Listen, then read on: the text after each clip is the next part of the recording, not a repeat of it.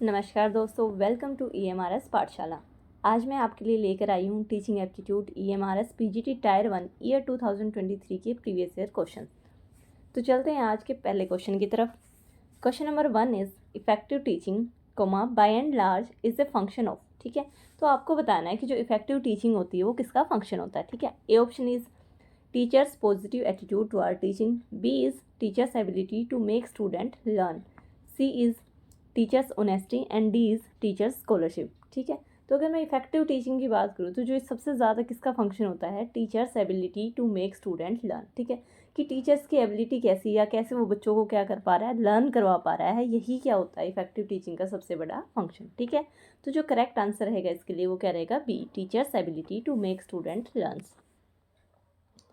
Question number 2 is which of the following is not an example of assessment of learning. ठीक है, कि आपको इन 4 options दिए गए हैं, आपको बताना है कि इनमें से कौन सा क्या नहीं है, एक एग्जाम्पल नहीं है। ठीक है, नोट पे प्लीज़ आप फोकस करके चलोगे कि इनमें से कौन सा एक फंक्शन नहीं है, कौन सा एग्जाम्पल नहीं है असेसमेंट ऑफ लर्निंग का। असेसमेंट ऑफ लर्निंग मैंने आपको कल भी बताया था। ठीक है, असेसमेंट ऑफ लर्निंग क्या होता है, एक समेटिव असेसमेंट होता है और ये एक प्रोसेस होती है टू इवेलुएट स्टूडेंट। ठीक है, मान लो मैं आपको पढ़ा रही हूँ, ठीक है, पढ़ाने के बाद लास्ट में मैं आपको क्या ले रही हूँ, एक टेस्ट ले रही हूँ। ठीक है, तो ये क्या हो गया कि मैं आपको लास्ट में इवेलुएट करने की कोशिश कर रही हूँ कि आपने कितना सीखा है। ठीक है, तो असेसमेंट ऑफ लर्निंग क्या होती है, एक इवेलुएटिंग प्रोसेस होती है और मेन जो इसका पर्पस होता है वो क्या होता है, to evaluate students performance against set standard. यानी कि कुछ स्टैंडर्ड सेट कर दिए जाते हैं और उसके अगेंस्ट हम क्या करते हैं, कोशिश करते हैं स्टूडेंट की परफॉर्मेंस को इवेलुएट करने की। ठीक है, तो चलिए अब क्वेश्चन पे। तो क्वेश्चन क्या कह रहा है कि हमें बताना है कि इसमें से कौन सा एग्जाम्पल नहीं है। ठीक है, ए स्कॉलरशिप एग्जामिनेशन,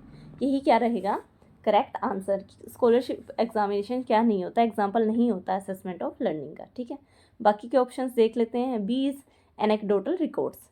अगर मैं एनेक्डोटल रिकॉर्ड्स की बात करूँ तो ये क्या होते हैं, ये एक ऑब्जर्वेशन होती है जो एक शॉर्ट स्टोरी की तरह लिखी जाती है। यानी कि बच्चे के बारे में क्या रखे जाते हैं, सारे के सारे रिकॉर्ड या सब तरह के रिकॉर्ड रखे जाते हैं और उसी के बारे में ऑब्जर्व करके क्या किया जाता है, लिखा जाता है। क्लियर है। सी इज़ एनुअल एग्जामिनेशन, ये भी होता है ना असेसमेंट ऑफ लर्निंग में। लास्ट में क्या होता है, टेस्ट ही लिया जाता है स्टूडेंट्स के मार्क्स को या स्टूडेंट की जो परफॉर्मेंस है उसको क्या किया जाता है, क्वान्टिटेटिवली इवेलुएट किया जाता है। ठीक है, तो ये भी क्या होता है, एक एग्जाम्पल होता है असेसमेंट ऑफ लर्निंग का। ठीक है, d is assessment of homework. Clear है। तो anecdotal records, annual examination and assessment of homework, ये सारे क्या होते हैं, ये एग्जाम्पल होते हैं असेसमेंट ऑफ लर्निंग के। इसलिए जो करेक्ट आंसर रहेगा इस क्वेश्चन के लिए वो क्या रहेगा, A, scholarship examination. Question number 3 is if students are not taking interest in their studies the teacher should. ठीक है, कि अगर बच्चा क्या नहीं ले रहा है, इंटरेस्ट नहीं ले रहा है पढ़ाई में या स्टडीज़ में, तो टीचर को क्या करना चाहिए। ठीक है, a is file a complaint with the principal and parents and seek their intelligence. ठीक है, देखो ये तो कोई अच्छा तरीका नहीं हुआ ना कि टीचर क्या करे कि बच्चे के अगेंस्ट क्या कर दे, कंप्लेंट फाइल कर दे, किसको, प्रिंसिपल और पेरेंट्स को, कि बच्चा क्या नहीं ले रहा, मतलब स्टडीज़ है उसमें क्या नहीं ले रहा, इंटरेस्ट नहीं ले रहा। ठीक है, तो ये तो करेक्ट ऑप्शन नहीं रहेगा। B is find out cause for lack of interest and take collective measures. ठीक है, तो यही इस क्वेश्चन के लिए क्या रहेगा राइट आंसर, कि टीचर क्या करे कि सबसे पहले क्या फाइंड आउट करे कि जो बच्चा इंटरेस्ट नहीं ले रहा उसके पीछे कोज क्या है और उसके बाद उसको इंटरेस्ट को बढ़ाने के लिए क्या ले, कलेक्टिव मेजर्स ने। ठीक है, सी ऑप्शन देख लेते हैं। Ask them as to why are they not taking interest in their studies. ठीक है, ये भी कोई करेक्ट तरीका नहीं है कि टीचर क्या करे कि बच्चे को पूछे कि वो इंटरेस्ट क्यों नहीं ले रहे। ठीक है, d is tell them that taking interest in their studies would lead to good result. ठीक है, तो जो करेक्ट आंसर रहेगा इसके लिए क्या रहेगा, बी, कि अगर बच्चा इंटरेस्ट नहीं ले रहा है तो टीचर को क्या करना चाहिए, find out cause for lack of interest and take collective measures. Question number 4 is which one of the following is not associated with the unit test. ठीक है, कि आपको इन 4 ऑप्शन में से बताना है कि कौन सा यूनिट टेस्ट के साथ क्या नहीं है, एसोसिएटेड नहीं है। ठीक है, मैं आपको फिर से बोल रही हूँ, नोट पे प्लीज़ आप है ना ध्यान देना, नोट को मार्क करके चलना। ठीक है, मैंने आपको कल भी बताया था कि यूनिट टेस्ट क्या होता है, 30 से 40 मिनट की ड्यूरेशन में लिया जाता है और जनरली किस पे बेस्ड होता है, लिमिटेड कॉम्पिटेंसीज, यानी कि कुछ कम कॉम्पिटेंसीज या कुछ स्पेसिफिक ऑब्जेक्टिव होते हैं उन पर क्या होता है, बेस्ड होता है। ठीक है, अगर मैं वैरायटी ऑफ टेस्ट की बात करूँ तो ओरल हो सकता है, रिटन हो सकता है, परफॉर्मेंस हो सकता है। ठीक है, अगर मैं टाइप ऑफ क्वेश्चंस के बारे में बताऊँ यूनिट टेस्ट में तो कैसे हो सकते हैं, 1 वर्ड टाइप हो सकते हैं। ठीक है, फिल इन द ब्लैंक्स हो सकते हैं, ट्रू फॉल्स या ऑब्जेक्टिव टेस्ट हो सकता है। ठीक है, मैचिंग टाइप हो सकते हैं, ओपन एंडेड आइटम हो सकते हैं या क्लोज एंडेड आइटम हो सकते हैं। ठीक है, अब ऑप्शंस की बात कर लेते हैं। A is totally controlled by the teacher, बिल्कुल जो यूनिट टेस्ट होता है वो टीचर ही बनाता है और टोटली टीचर के द्वारा क्या किया जाता है, कंट्रोल किया जाता है, ठीक है। B is used for remedial purpose, ये भी बिल्कुल एसोसिएटेड है यूनिट टेस्ट के साथ। C is standardised achievement test, ठीक है, ये एसोसिएटेड नहीं होता और यही क्या रहेगा इस क्वेश्चन के लिए right answer, C standardised achievement test. Question number 5 is which one of the following is not a characteristics of teacher centred approach, ठीक है। तो हमें क्या बताना है कि जो भी गिवन है इनमें से क्या नहीं है, कौन सी कैरेक्टरिस्टिक्स नहीं है टीचर सेंटर्ड अप्रोच की, ठीक है। तो ये बताने से पहले मैं आपको बेसिक डिफरेंस बता देती हूँ टीचर सेंटर्ड अप्रोच और लर्नर सेंटर्ड अप्रोच में, ठीक है। अगर फोकस की बात करें तो जो टीचर सेंटर्ड अप्रोच है उसमें जो मेन फोकस रहता है वो किस पे रहता है, टीचर पे। देखो नाम क्या है, टीचर सेंटर्ड अप्रोच, ठीक है। तो मेन जो फोकस रहेगा वो किस पे रहेगा, टीचर पे और कंटेंट पे, यानी कि क्या पढ़ाया जाना है, ठीक है, उसमें। लर्नर सेंटर अप्रोच में जो फोकस रहेगा वो किस पे रहेगा, लर्नर्स पे और लर्निंग प्रोसेस पे, ठीक है। अगर मैं टीचर के रोल की बात करूँ तो जो टीचर सेंटर्ड अप्रोच है उसमें कैसा होता है, authority, controller and source of knowledge, ठीक है। लेकिन लर्नर सेंटर्ड अप्रोच में जो टीचर है वो एज ए फैसिलिटेटर, गाइड और मेंटर की तरह क्या करता है, एक्ट करता है, ठीक है। स्टूडेंट्स का रोल कैसा होता है टीचर सेंटर्ड अप्रोच में, क्योंकि टीचर आ रहा है, बात करके जा रहा है, ठीक है, आपको पढ़ा के जा रहा है, आपका कोई एक्टिवली पार्टिसिपेट नहीं है, ठीक है। तो पैसिव लिसनर होते हैं और रिसिपेंट्स ऑफ नॉलेज होते हैं, ठीक है। लेकिन लर्नर सेंटर्ड अप्रोच में क्या होता है कि जो बच्चे होते हैं वो क्या करते हैं, एक्टिवली पार्टिसिपेट करते हैं, वो को क्रिएटर ऑफ नॉलेज होते हैं, यानी कि टीचर के साथ साथ बच्चा भी क्या करता है, नॉलेज को क्रिएट करता है। लर्निंग प्रोसेस कैसी होती है, टीचर सेंटर्ड अप्रोच में क्या होती है, रोट बेस्ड, यानी कि रट्टा मार के पढ़ाया जाता है और वन वे होती है कि सिर्फ टीचर बोल रहा है, सिर्फ टीचर आपको पढ़ा रहा है, आपकी कोई इंटरेक्शन नहीं हो रही, ठीक है। और लर्नर सेंटर्ड अप्रोच कैसी हो जाएगी, इंटरेक्टिव, एक्सपीरियंशियल एंड कोलेबरेटिव, ठीक है। टीचिंग मेथड्स की अगर मैं बात करूँ तो लेक्चर, डेमोन्स्ट्रेशन एंड डिक्टेशन होता है, लेकिन लर्नर सेंटर्ड अप्रोच में डिस्कशन होते हैं, प्रोजेक्ट वर्क होता है, प्रॉब्लम सॉल्विंग होता है, प्लेवे एंड इंक्वायरी बेस्ड होती है, ठीक है। चलिए असेसमेंट की अगर मैं बात करूँ तो टीचर सेंटर्ड अप्रोच क्या होती है, समेटिव इवेल्युएशन, यानी कि असेसमेंट ऑफ लर्निंग हो रहा होता है इसमें, ठीक है। और जो लर्नर सेंटर्ड अप्रोच होती है वो फोकस किस पे करती है, फॉर्मेटिव असेसमेंट पे। फॉर्मेटिव असेसमेंट मैंने आपको कल भी बताया था क्या होता है, असेसमेंट फॉर लर्निंग, ठीक है। चलते हैं क्वेश्चन की तरफ, ठीक है। तो क्वेश्चन क्या कह रहा था, विच one of the following is not a characteristics of teachers centred approach, ठीक है।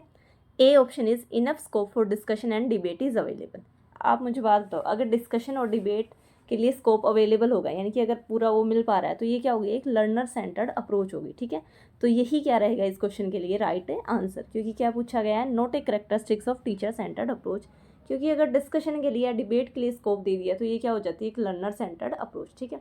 बाकी के ऑप्शंस को देख लेते हैं। B is courses prescribed can be completed in time, ठीक है। तो ये तो बिल्कुल टीचर सेंटर्ड अप्रोच होगी कि जो भी कोर्सेज प्रिस्क्राइब्ड किए गए हैं वो टाइम पे क्या हो जाना चाहिए, कंप्लीट हो जाने चाहिए, ठीक है। C is large sized classes are handled very well, ठीक है, ये भी कैरेक्टरिस्टिक्स किसकी होगी, टीचर सेंटर्ड अप्रोच की। एंड डी इज अनफेमिलियर और abstract concepts are directly explain by the teacher, ठीक है।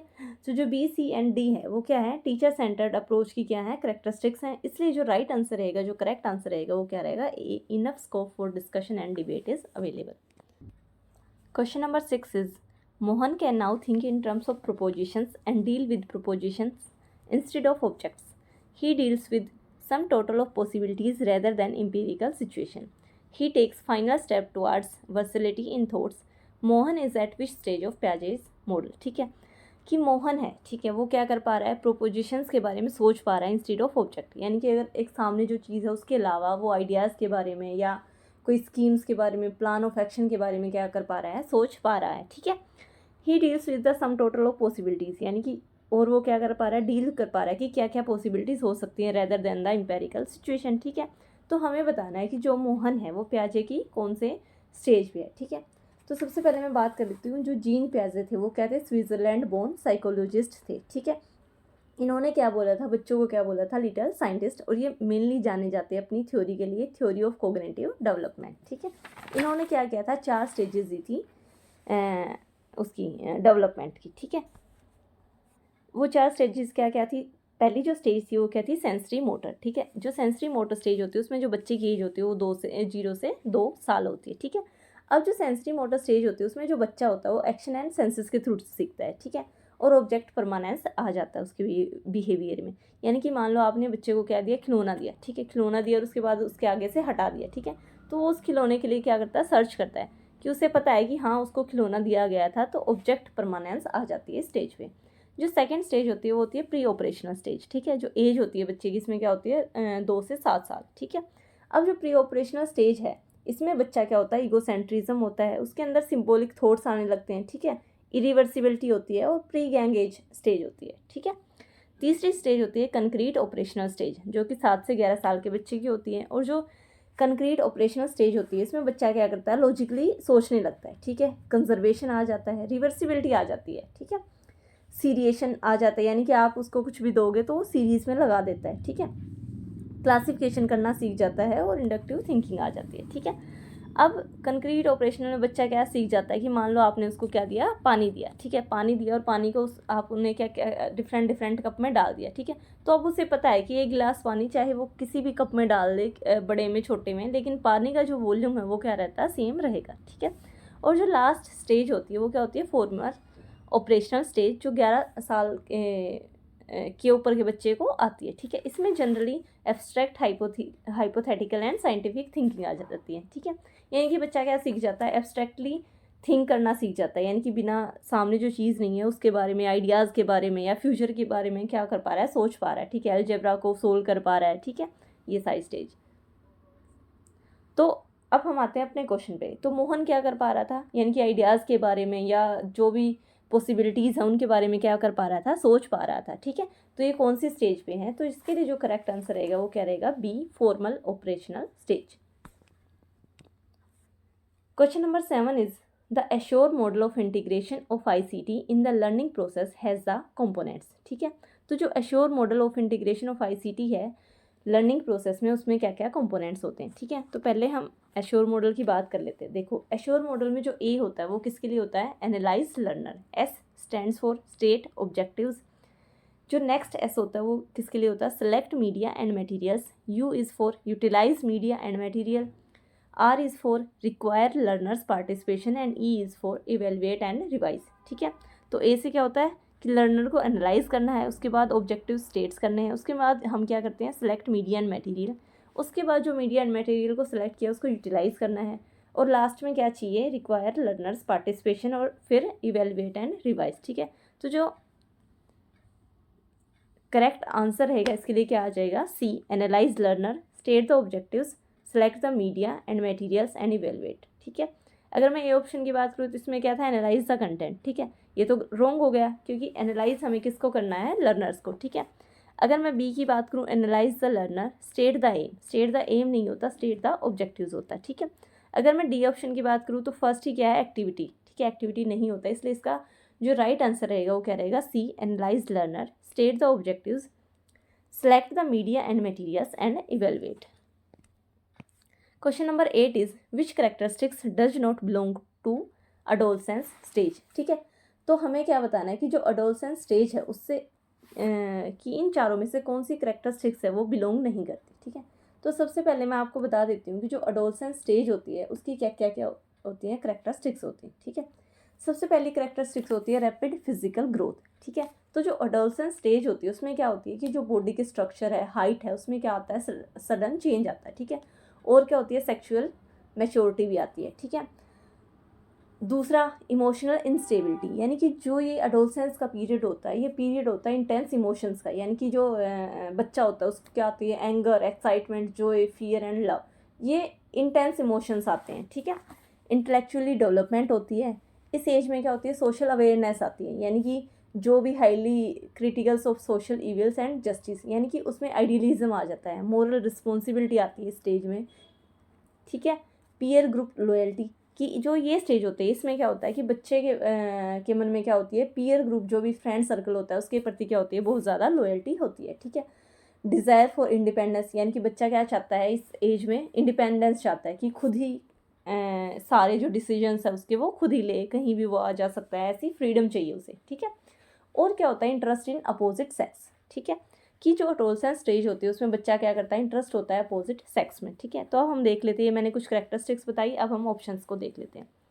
A option is a period of intense emotions, ठीक है, बिल्कुल अडोलसेंस स्टेज की क्या करेक्टरिस्टिक्स हैं। देखो नोट को मैं फिर से आपको बोल रही हूँ, आपको ध्यान रखना है, ठीक है। B is highly critical of social evils and injustice, ये भी मैंने अभी आपको बताया ना, ये भी क्या होती है, अडोलसेंस की करेक्टरिस्टिक्स होती हैं। C is pronounced group loyalty, बिल्कुल अपने ग्रुप के प्रति क्या रहते हैं, लॉयल रहते हैं, ठीक है। D is forming group amongst members of same sex, ठीक है। तो यही क्या नहीं होती, करेक्टरिस्टिक्स नहीं होती, यही क्या रहेगा करेक्ट आंसर, कि इस एज में बच्चा क्या करता है, अपोजिट सेक्स के में क्या रहता है, ज़्यादा इंटरेस्ट रहता है, ठीक है।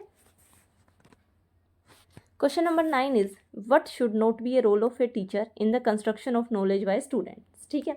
कि इन 4 ऑप्शंस में से कौन सा क्या नहीं होना चाहिए, टीचर का रोल नहीं होगा in construction of knowledge by students, ठीक है। Options are A is focusing on realistic approaches to solve real world problem, ठीक है। देखो टीचर क्या कर रहा है, जो रियलिस्टिक अप्रोचेज हैं उन पे फोकस कर रहा है, जो भी रियल वर्ल्ड की प्रॉब्लम है सोल्व करने के लिए, ठीक है। तो ये तो अच्छा है ना, ऐसे ही बच्चा क्या कर पाएगा, कंस्ट्रक्शन ऑफ नॉलेज कर पाएगा, ठीक है। B is discouraging self analysis and self assessment, ठीक है। तो ये टीचर का रोल नहीं होना चाहिए, और यही इस ऑप्शन के लिए क्या रहेगा correct answer, discouraging self analysis and self assessment, ठीक है।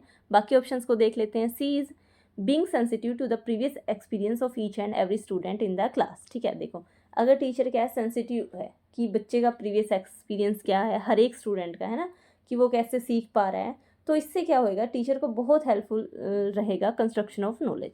मतलब बच्चा टीचर है जो स्टूडेंट्स की अच्छे से क्या कर पाएगा, उनकी नॉलेज को कंस्ट्रक्ट कर पाएगा, ठीक है। D is supporting cooperative and collaborative learning in the classroom, ठीक है। तो ये भी क्या होती है, ये भी कंस्ट्रक्शन ऑफ नॉलेज में क्या करती है, हेल्प करती है, ठीक है। तो जो करेक्ट आंसर रहेगा, जो राइट आंसर रहेगा इसके लिए क्या रहेगा, B discouraging self analysis and self assessment. Question number 10 is what is not an example of discovery method, ठीक है। कि आपको बताना है 4 ऑप्शन में से कौन सी एडवांटेज नहीं है डिस्कवरी मेथड की।